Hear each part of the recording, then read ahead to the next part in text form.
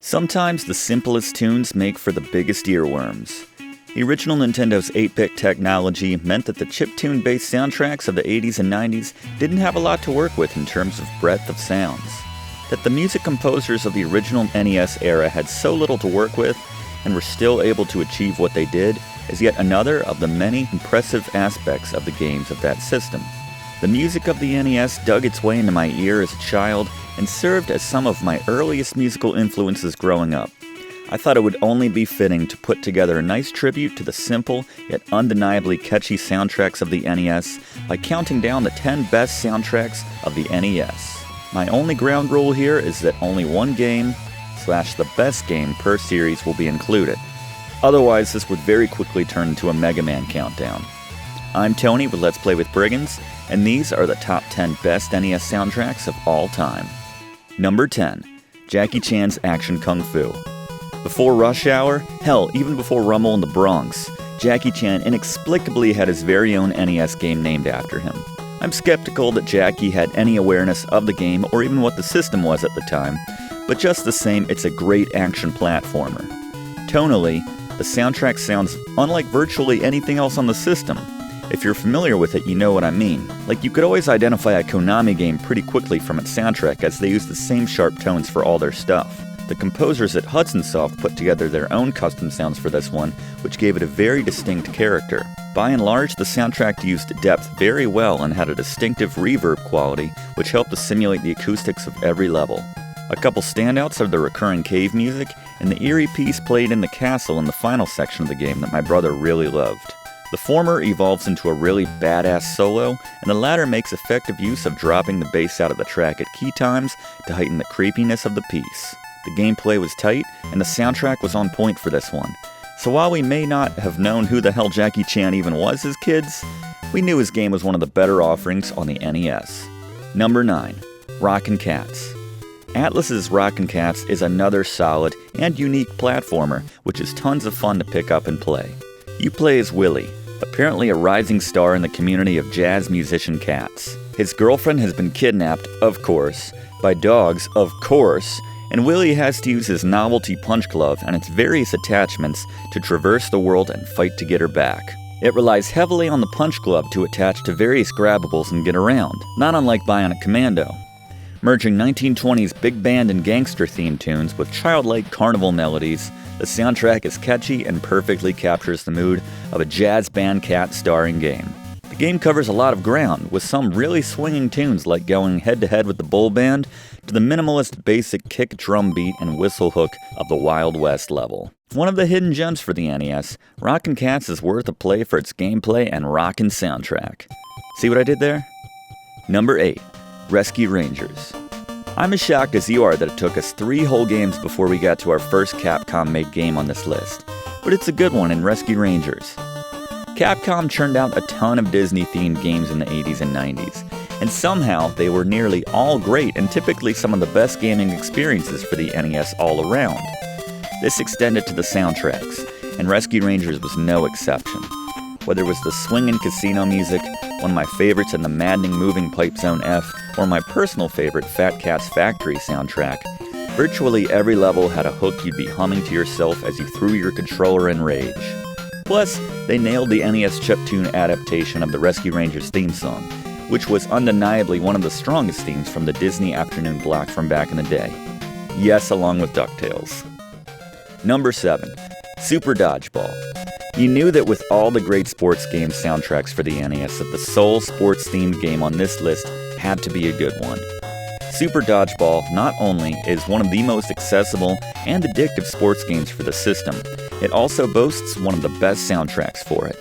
Each nation represented in the game had their own level music, which sounded vaguely about how you'd expect them to sound based on the country. The USSR team had shades of their national anthem in it. Iceland's had those typical high-pitched chimes, long associated with snow or ice levels. And Kenya's had some African continent-inspired leaning instruments perfect for its hot beach setting at sunset. My personal favorite was the All-Star team. Sure, they were inexplicably placed as your first matchup and ended up being the easiest out in the game, but their theme was a banger and made the setting of facing them on the roof of a building with the Statue of Liberty just feet away in the background all the more epic. Let's ignore the fact that there is no high-rise or any structures in general on Liberty Island outside of the Statue of Liberty itself, and if there was, there probably wouldn't be a dodgeball court on its roof. No, instead, let's embrace this alternate reality where dodgeball is the national sport of America and players can throw a ball around the entire world to murder someone. Felt good, didn't it? Even if just for a second. Number 6. Ninja Gaiden. Tecmo made great sports games, but they also made a fantastic ninja-based platformer in the original Ninja Gaiden, and it's number 6 on this countdown of the 10 best soundtracks on the NES.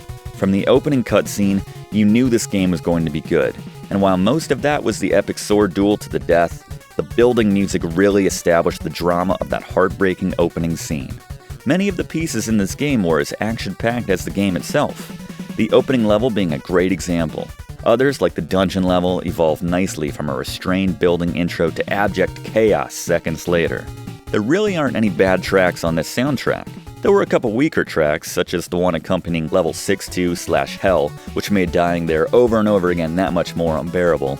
Overall, it's one of the stronger scores and manages to keep up with the intensity and overall quality of the game itself. Number 5. Bionic Commando. Another solid entry from Capcom and one of the best all-around games for the NES, Bionic Commando had a soundtrack which made you want to blow off your arm as a kid, attach a swinging apparatus, and enlist and kick some Nazi, Imperial Federation ass. The composer did an excellent job capturing the no-nonsense world of the armed forces in 8-bit tunage. From the marching band intro of the first level to set the tone for the game, to the more relaxed Neutral Zone score, which had a bit of international flair thrown in for good measure. My personal favorite was the Sunset and Night levels music, which perfectly captured the tension of the danger around you from its opening bars, as in the latter example, you tangled some of the more challenging but satisfying grappling moments of the game. Bionic Commando was included in my list of the greatest NES games of all time, link in the description, and its soundtrack was a big part of it. Number 4. Crystalis. Crystalis from SNK had no business being as good as it was.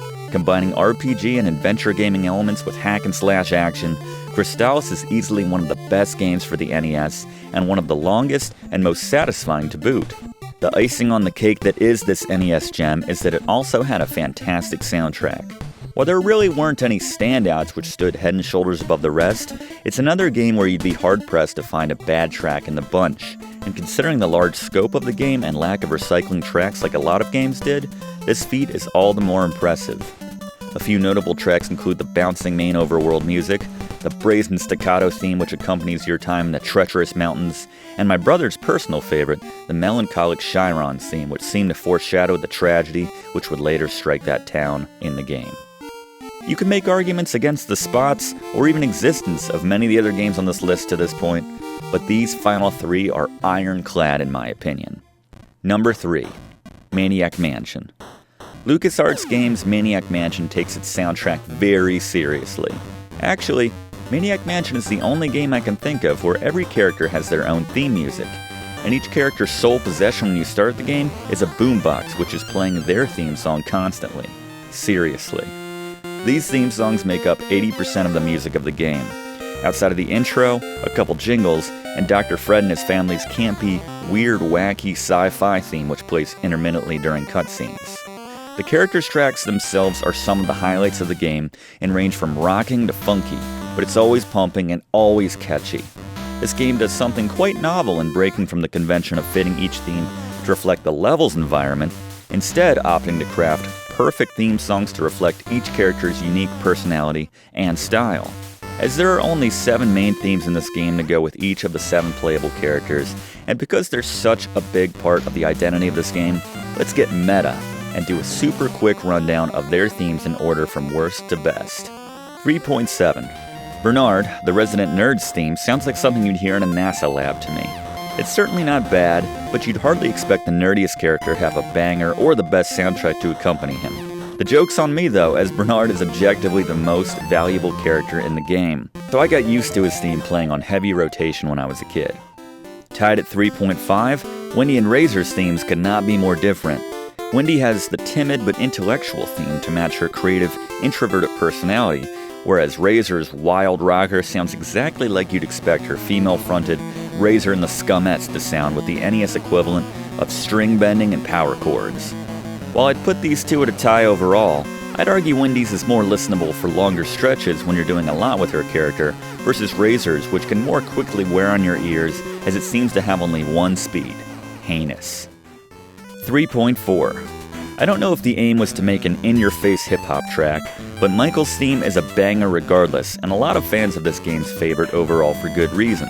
It's arguably the most unique of the bunch, not just for the game itself, but as far as most NES games go as well. It also probably covers the most ground of all the themes, going through its initial hard-hitting and pumping 808 like drums and bass, to blending in a nice dropout midway through before crescendoing with a kick-ass solo which catches you off guard. 3.3. I never gave Jeff much of a look as a kid, as he's one of the more worthless characters, and I only knew one way at the time to actually beat the game. Now that I know a lot more of the ins and outs of the game, I typically pick my party based on soundtracks, and Jeff's has really grown on me over the years. Jeff is a self-professed surfer dude, an all-around slacker. His theme is as breezy, easygoing, and happy-go-lucky as I assume Jeff is himself. It mostly revolves around the same melody as they keep changing the key around it like they do with a few other themes, so it always stays interesting and finally develops into a nice hook before repeating on itself and looping. 3.2. Sid was always my favorite character as a kid. I loved the style of his black suit and sunglasses paired with a yellow skinny tie, but it was his theme which completely sold me on him. It opens as a pure rocker with a really kick-ass riff from the start, eventually flowing into a really satisfying coda, which culminates in as good a 15 to 20 seconds of music on the system as you'll hear with that solo. 3.1. I feel a bit uninspired putting Dave's track at number 1, but years later I think I have to admit that it's the best track in the game. The track is one of the all-time greats on the NES, and it's as synonymous with Maniac Mansion as Dr. Fred or his big purple tentacle. Not a euphemism, by the way. I could be mistaken, but I believe that it's the longest and most complex track in the game, ebbing and flowing and packed with various parts and nuance. It didn't occur to me as a kid, but apparently the music composer was going for a pretty blatant ripoff of Thin Lizzy's The Boys Are Back in Town. It's certainly there in the chord pattern for the main hook, and definitely has that energy behind it of getting together with your friends and doing something great. But maybe I'm just projecting. But yeah, Maniac Mansion is one of the great NES games of all time, with there being nothing else like it on the system, and the same can be said for its one-of-a-kind soundtrack as well. Number 2. Mega Man 3. Mega Man is really the only series for the NES where that rule I established in the opening needs to be enforced. It's also the only series to have the mega balls to have 5 sequels on the same system. The only question was, which game would be honored? In my mind, of the 6 Mega Man games which appeared on the NES, 2, 3, and 4 were the standouts, coincidentally both musically as well as the games themselves. 2 had Bubble Man's theme, which was enough in itself to warrant consideration. 4 had Dust Man, Drill Man, and the later Dr. Cossack levels, which were all fantastic. But 3 is the high watermark of this series for me, as it just seems like they hit their stride and peaked in most every way possible, and this extended to the music. You had the intro theme, which is easily the most badass of the series, if not the system in terms of intro musics. You had most of the robots being at least memorable, if not all big favorites of mine, though Gemini, Needle, and Shadow Man were all favorites. You had what was easily the most badass of all of the weapon acquired themes. I mean, good lord, this could have been the theme song for an over-the-top, cheesy 80s action show, and the theme would have easily been the best part of it. And lastly, you had virtually every Dr. Wily level in the game. You know what, Tony? When you put it like that, you're right. The soundtrack was stacked. It's my favorite Mega Man game on the system, one of my favorite games in general on this system, and comes in at number 2 on this list of the 10 best NES soundtracks of all time. Before I get to number 1, let me just say this would be a fantastic time for you to hit that subscribe button if you haven't already done so, and let's take a look at some honorable mentions which didn't quite make the cut. Number 1. Little Nemo, the Dream Master. We finish with my pick for the best soundtrack for the NES, Little Nemo, the Dream Master, and of course it's a Capcom game. I love the title screen music, which never fails to put a smile on my face, and I love the old-timey intro and ending themes, but the real meat of the soundtrack is the 8 levels, and they're all standouts. Seriously, there is not a bad track in this one. In fact, let's get meta one last time, as this game is so good musically and otherwise that I think this calls for one final list within a list as I rank the 8 level themes from Little Nemo. 1.8. Nemo's House. Is it a coincidence that this level as well as this theme are my least favorites? Probably not. I like it just fine, but traveling all over the damn house to get the various animals you need is a bit tedious. Plus you get to the end and you're always missing that one key on this level. It'll drive you crazy. The track itself has the feel like you're entering a kingdom in a strange land for the first time, and they've rolled out all the stops to greet you with that marching band-like bass line and snare hits. Not too shabby. 1.7. Flower Garden. And this the second level as the game starts to settle into itself. This one has a lovely up-tempo enchanted feel to go along with the lovely enchanted feel of the flower garden at night itself. 1.6. Night Sea. This breezy track feels like a relaxing day by the ocean, under an umbrella with your best friends all around you, an ice-cold drink in your hand, and a bit of adventure on the horizon. Just lovely. 1.5. Mushroom Forest. This is the perfect track to start the game off on, as you feel like you're taking your first steps out into your own adventure on that first level. Its driving bass line and beat will have you snapping your fingers and bopping your head along every step of the way as you candy toss animals into sugar comas and inhabit their skins. Yeah, in case you've never played Little Nemo, you do that a lot. 1.4. Topsy Turvy. My brother's personal favorite, the waltz-friendly Topsy Turvy has a lovely, classic tone to it with a wistful, underlying vibe to match its upside-down environment. 1.3. Nightmare Land. Such a dark and moody rocker to reflect the darkest and most dangerous level in the game, hinting at your impending showdown with the Nightmare King itself. So many great solos in this one, and easily one of my favorites. 1.2. Cloud Ruins.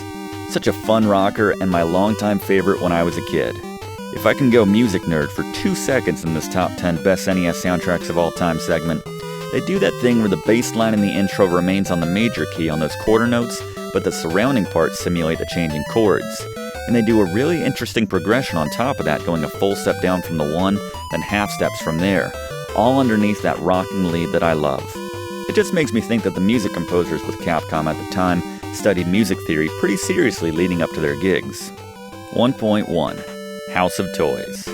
My god, does my favorite theme from Little Nemo flood back memories of playing this game after midnight at a friend's house on a crisp summer night with the windows open as a kid. The whole level takes place on a train as shiny toys any kid from the early 1900s would presumably adore come flying at you to murder you. This theme starts with a bang, builds, crescendos, and takes you on a euphoric train ride of your own. It's like waking up on Christmas morning to a carnival with an affair within a parade. Maybe it's too much praise or too much to say in a little piece of 8-bit chiptune music, but on the other hand, maybe it's not nearly enough. In any event, Little Nemo, the Dream Master, gets my vote as being the number 1 on this list of the 10 best NES soundtracks of all time. So there you have it, my top 10 picks for the best NES soundtracks of all time. Disagree with my list? Why not let me know exactly how wrong I am in the comment section below, and please don't forget to subscribe for more top 10 lists, live streaming, classic Let's Plays, and general fun times.